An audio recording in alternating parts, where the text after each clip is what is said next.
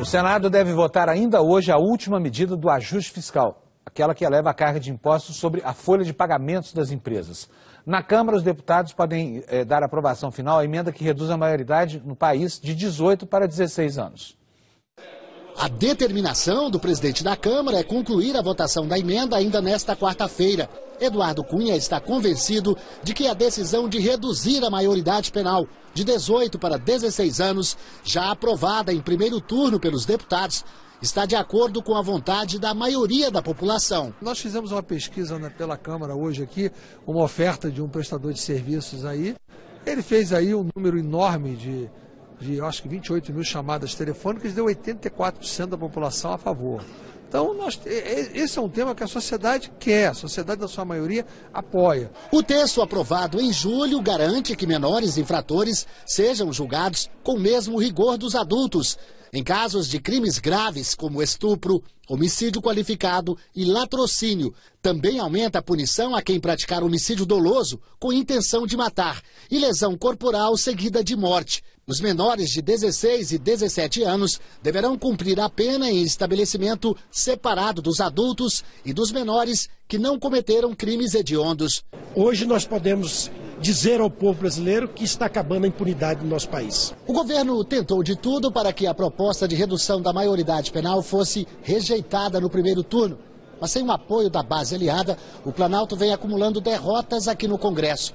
Nesta terça-feira, por exemplo, os deputados aprovaram mudanças no cálculo do FGTS, que dentro de 4 anos passará a ter o mesmo rendimento que a poupança. A proposta segue agora para o Senado e é lá que o governo espera reverter ou pelo menos diminuir o impacto da medida aprovada na Câmara. A preocupação é com a prestação da casa própria, que pode subir. Inclusive no programa Minha Casa Minha Vida, o Senado também é a esperança do Planalto para aprovar ainda nesta quarta-feira a última medida do ajuste fiscal, que reduz a desoneração na folha de pagamento de empresas de 56 setores da economia. A medida pode render mais 12 bilhões de reais ao ano para a União. Se tiver algo para melhorar o projeto, para ampliar a desoneração de outros setores, como os 5 setores que já foram contemplados, eu sou plenamente favorável. Fora isso, se não houver entendimento, nós vamos aprovar o projeto que veio da Câmara. O vice-presidente e articulador político do governo está otimista. O ajuste fiscal já é página virada. Eu penso que hoje nós vamos encerrar pelo menos aquele ciclo do ajuste fiscal. Só restava a questão desta reoneração. E o repórter Valteno de Oliveira continua acompanhando as votações lá no Congresso. Valteno, boa noite. Esse projeto que encarece de novo a folha de pagamento das empresas apresentado no Senado é o mesmo que foi aprovado lá na Câmara ou é outro? Boa noite, Panucci, boa noite a todos. É o mesmo, o governo tem pressa e se sofresse alguma alteração aqui no Senado, ele teria que voltar novamente para a Câmara. Portanto, o líder aqui, o relator Eunice de Oliveira, resolveu fazer nenhuma alteração. O projeto vai ser votado daqui a pouco, o governo tem maioria para aprová-lo, mas a oposição já disse que vota contra por 2 motivos. Primeiro, porque acredita que isso vai causar mais desemprego. Segundo, porque acredita que as empresas vão acabar repassando esses preços ao consumidor. Mas o governo insiste em reforçar o caixa, o governo tem problemas de arrecadação, portanto quer finalizar ainda nesta noite esse capítulo do ajuste fiscal e partir definitivamente para a agenda positiva para nós.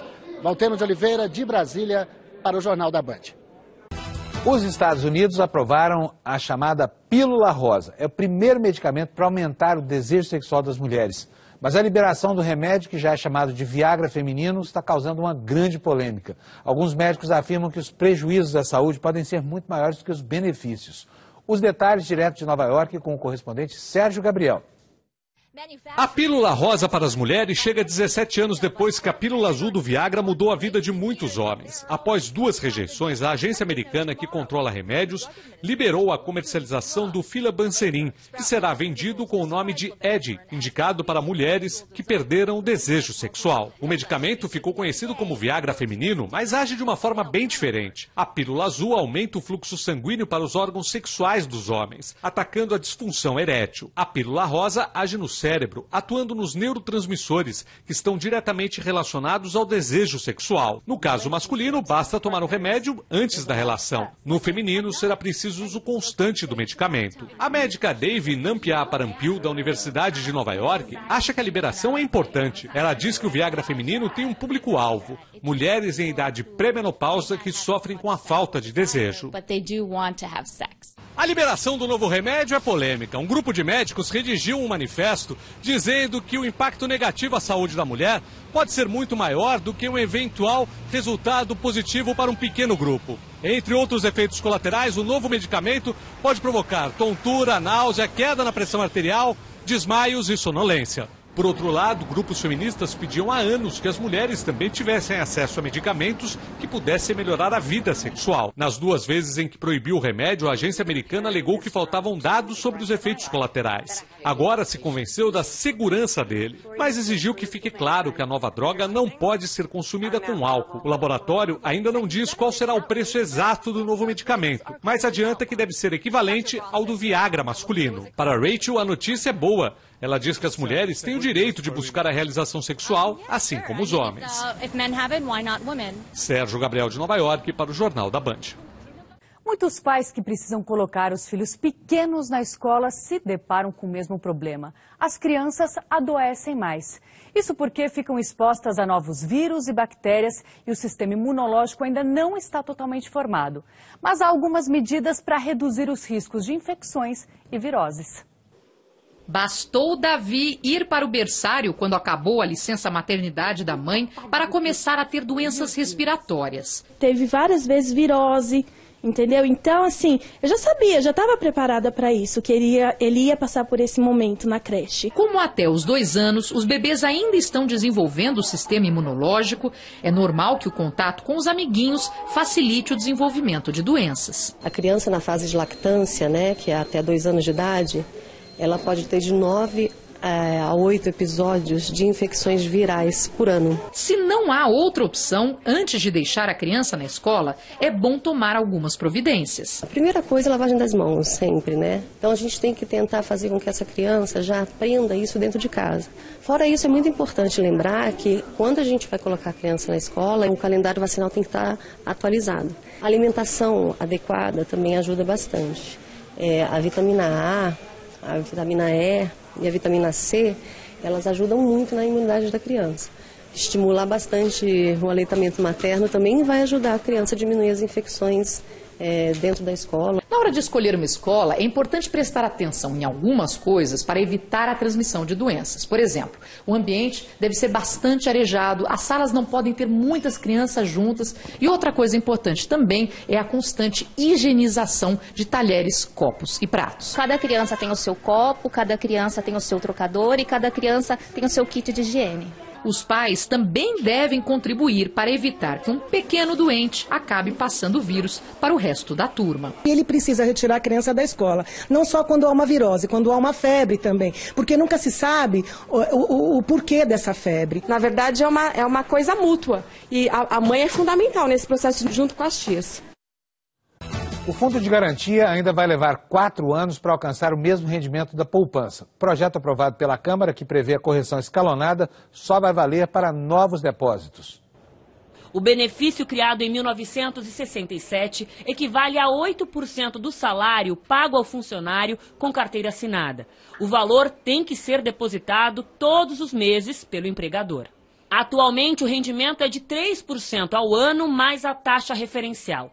Pela proposta, serão 4% em 2016, 4,75% no ano seguinte e 5,5% em 2018. Depois disso, a correção seria pelo mesmo índice da poupança, 6,17% ao ano, mais a TR.